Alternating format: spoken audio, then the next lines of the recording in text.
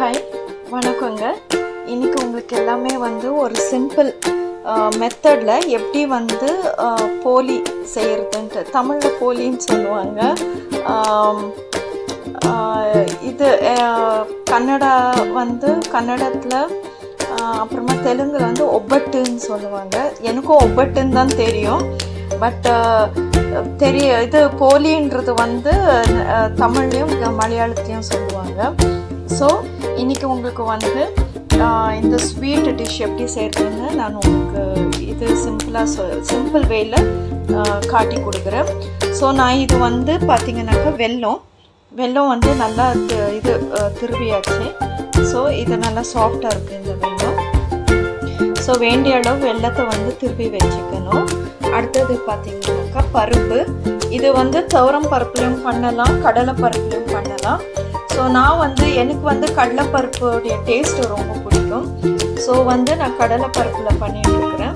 So இதில் பார்த்திங்கன்னா நான் ஃபஸ்ட்டு வந்து பருப்பை வந்து ஊற வச்சுட்டு அப்புறமா வேண்டிய அளவு தண்ணி ஊற்றி விசில் போட்டு எடுத்துட்டேன் நான் குக்கரில்.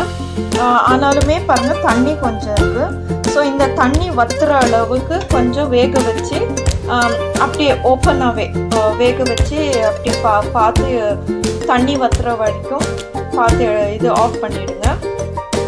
அப்புறம் ஃபுல்லாக இந்த பருப்பு ட்ரை ஆகிடும் இல்லைங்களா. ட்ரை ஆகிட்ட பிறகு ஆற வச்சுடுங்க. பருப்பை ஆற வைக்கணும். ஸோ பாருங்கள் இந்த கடலைப்பருப்பு நல்லா வெந்திருக்கு. தேவையான ஏலக்காவை வந்து பொடி பண்ணி எடுத்துக்கோங்க. இப்போது ஒப்பட்டை பண்ணுறதுக்குள்ள மாவு எடுத்துக்குவோம். இது மைதா. ஈவன் இது சப்பாத்தி மாவு இருக்குது பாருங்கள், கோதுமை மாவில் கூட செய்யலாம். பட் இதுக்கு வந்து ஒரு பலகாரம்னாலே ஒரு மைதாவில் தான் செய்வாங்க. ஸோ இது வந்து ரோஸ்ட் ஆகி கிடைக்கும் பொழுது நல்லா டேஸ்ட் இருக்கும். ஸோ நான் வந்து மைதா தான் எடுத்துருக்கிறேன். அதில் வந்து நீங்கள் மஞ்சள் போட்டுக்கோங்க.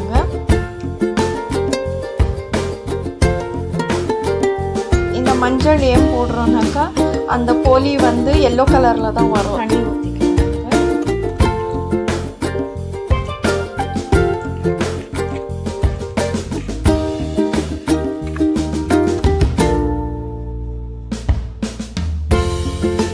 ஸோ இந்த எண்ணெய் ஊற்றி நல்லா மிக்ஸ் பண்ணிக்கோங்க.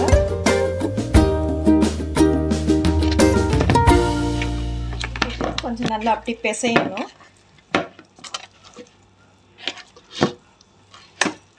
மாவு ரெடி ஆகிடுச்சு. ஸோ இது ஒரு இடத்துல வந்து மூடி போட்டு வச்சிடலாம்.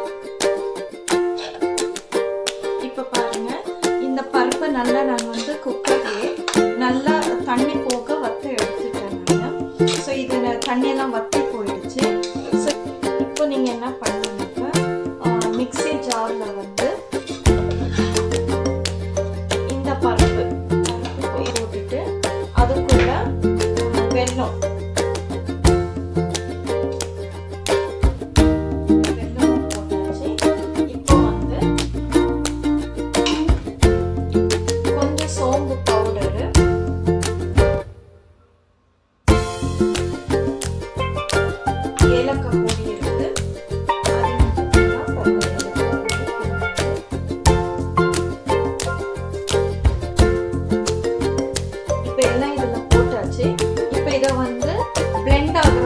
தண்ணி எதுவும் ஊற்றக்கூடாது. ஜஸ்ட் இதை ட்ரையாக பிளெண்ட் பண்ணி எடுத்துக்கணும்.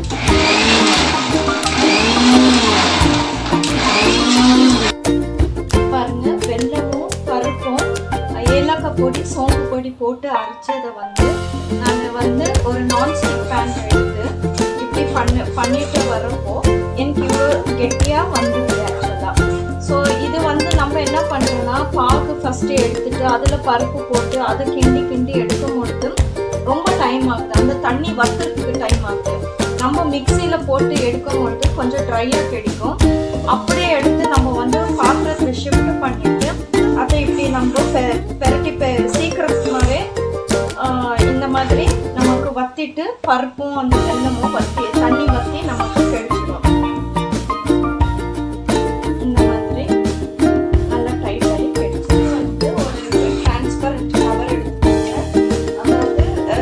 ஃபோல்ட் ஆகிற மாதிரி இருக்கணும். ஸோ அதில் வந்து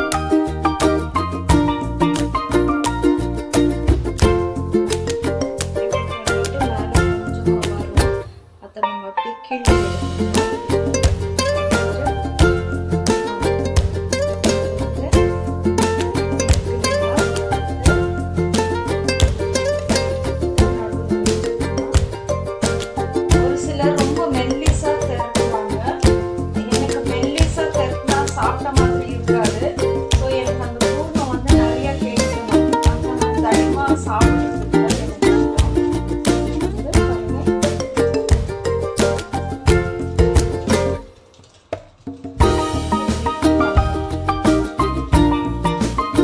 நமக்கு ரெடி ஆயிடுச்சு. இதை வந்து நம்ம கவர் ரெடியா இருக்குது. கவர்ல இருக்குது. கவர்ல வந்து நீங்க ஸ்டவ்ல அப்படியே டைரக்டா போட்டீங்கன்னா புடிச்சிட்டு வந்துருக்கு. இப்போ அடுத்த பக்கம்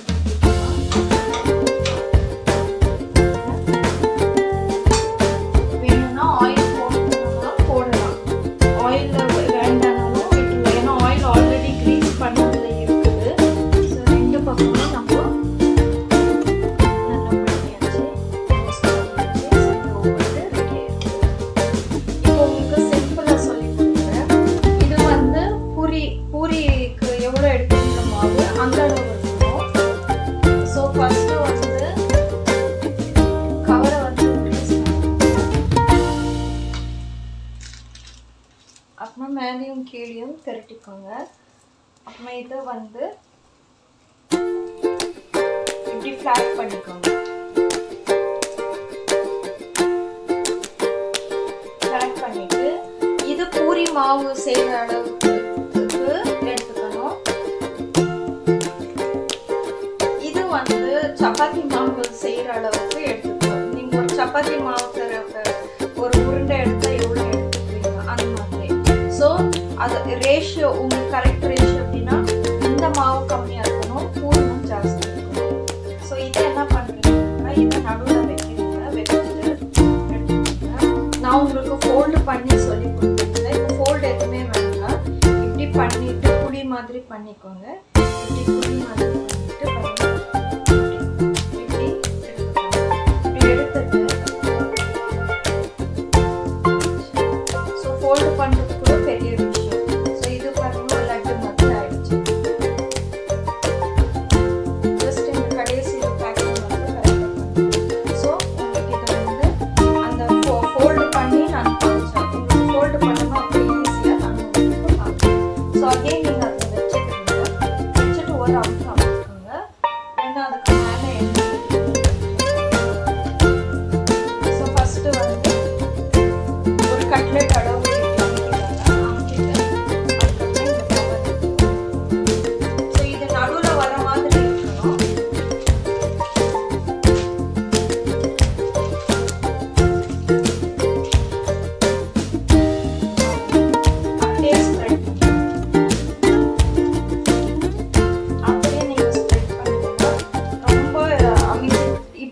கூட பண்ண வேண்டாம். அப்படியே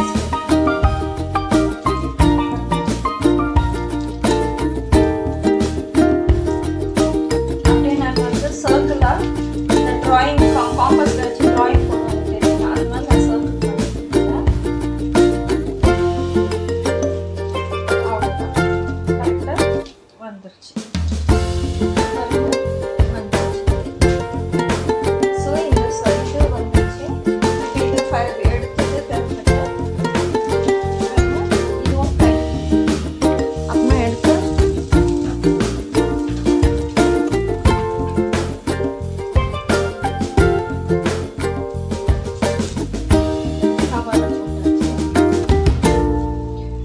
இதுதான் ஒவ்வொரு கதை. இது எனக்கும் பெரிய விஷயமா இருந்துச்சு ஸ்டார்டிங்ல. இது எப்படி செய்யணும் எப்படி நமக்கு வராது அப்படின்னு சொல்லிட்டு. ஸோ ஈஸி மெத்தட் என்னன்னாக்கா மிக்சியில் எல்லாமே பிளெண்ட் பண்ணி எடுத்துக்கோங்க. அப்புறமா பாத்திரம் நான்ஸ்டிக் பாத்திரமோ எதுவோ உங்களுக்கு அடி பிடிக்காத மாதிரி ஒரு பாத்திரத்தை எடுத்துட்டு அந்த கலவையை வந்து போட்டுட்டு நல்லா நீங்கள் வந்து இந்த திக்னஸ் வர அளவுக்கு நீங்கள் வந்து உங்களுக்கே தெரியும் கிளற உங்களுக்கு ஓரளவு திக்னஸ் வரும். அப்படியே ஒடிச்சு இப்படி கீழே நடுவில் ஒடிச்சு எடுத்தீங்கன்னாக்கா அப்படியே உங்களுக்கு வந்து பாத்திரம் தெரியும்.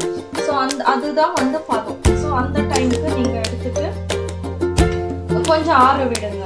கொஞ்சம் நேரம் ஆற விட்டால் கூட போதும் உங்களுக்கு. ஸோ ஆற விட்டுட்டு அதுக்கப்புறமா நீங்கள் அதுக்கு முன்னாடியே நீங்கள் மாவெல்லாம் பிசைஞ்சு வச்சுட்டு மாவு வந்து பூரி சைஸுக்கு எடுக்கணும், பூர்வம் வந்து சப்பாத்தி சைஸுக்கு எடுக்கணும். நடுவில் வைங்க. அப்படியே இந்த குழியில் வச்சு இப்படி ஃபோல்ட் பண்ணிக்கோங்க. லட்டு மாதிரி பண்ணிக்கோங்க. கவரில் வைங்க. நல்லா ஸ்ப்ரெட் பண்ணி வச்சுக்கோங்க. ஸோ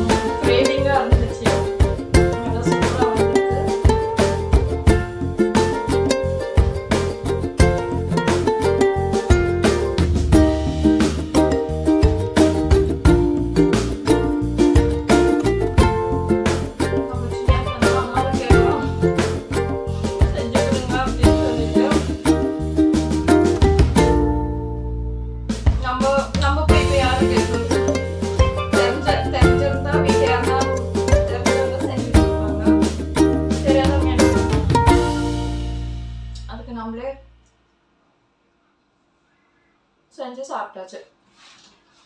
ஸோ ரொம்ப டேஸ்ட்டாக வந்திருக்கு. பாருங்க, கோழி வந்து ஓகே உள்ள உங்களுக்கு அந்த பூர்ணம் இதாகி ஈவனாக ஸ்ப்ரெட் ஆகி வந்திருக்கு. ஸோ ஒரு சில ஒப்பட்டில் பார்த்தீங்கன்னா ஒரு பக்கம் மாவு இருக்கும், ஒரு பக்கம் நிறையா இது இருக்கும், ஒரு பக்கம் ஓட்டை வந்துட்டு இருக்கும், ஒரு பக்கம் ஸ்பில்லேஜ் ஆகிட்டு இருக்கும். ஸோ இது அப்படி எதுவுமே வராமல் நல்லா நீட்டாக வந்திருக்குது. பார்த்தீங்கன்னா பாருங்க, நல்லா நீட்டாக வந்திருக்குது. ஸோ இது வந்து சாப்பிட்றதுக்கும் நல்லா என்ன சொல்றது மஜா எடுக்கலாம் அந்த மாதிரி. ஸோ ரொம்ப டேஸ்ட்டாக இருக்குது. நீங்களும் ட்ரை பண்ணி பாருங்கள். இந்த மாதிரி நான் சொன்ன மாதிரியே இது உங்களுக்கு எதுனா டவுட் இருந்தால் தயவுசெய்து கமெண்ட் பண்ணுங்கள். ஏன்னா எனக்கு ரொம்ப இன்ட்ரெஸ்ட் இதெல்லாம். ஒரு சயின்டிஸ்ட் சொல்கிற மாதிரி ஒரு மெத்தட் நான் சொல்லி கொடுத்துருக்குறேன் உங்களுக்கு. ஸோ உங்களுக்கு எதுனா இதில் டவுட் இருந்துச்சுனாக்கா ப்ளீஸ் கமெண்ட் பண்ணுங்கள். I'll be very happy. உங்களுக்கு யாரும் டவுட் கேட்டிருக்கிறேன் அந்த மாதிரி. ஸோ ஐ திங்க் உங்களுக்கு சஜஷன்ஸ் கொடுக்கலாம். நீங்கள் இப்படி பண்ணுங்க அப்படி பண்ணுங்கன்னு சொல்லிட்டு. ஸோ இது ஒப்பட்டு செஞ்சதில் எனக்கு ரொம்ப சந்தோஷமாக இருந்துச்சு. சாப்பிட்டதில் அதிக சந்தோஷம். இதே மாதிரி நீங்கள் ட்ரை பண்ணி பாருங்கள். சப்ஸ்கிரைப் பண்ணுங்கள், ஷேர் பண்ணுங்கள், லைக் பண்ணுங்கள், கமெண்ட்டும் போடுங்க. தேங்க்யூ.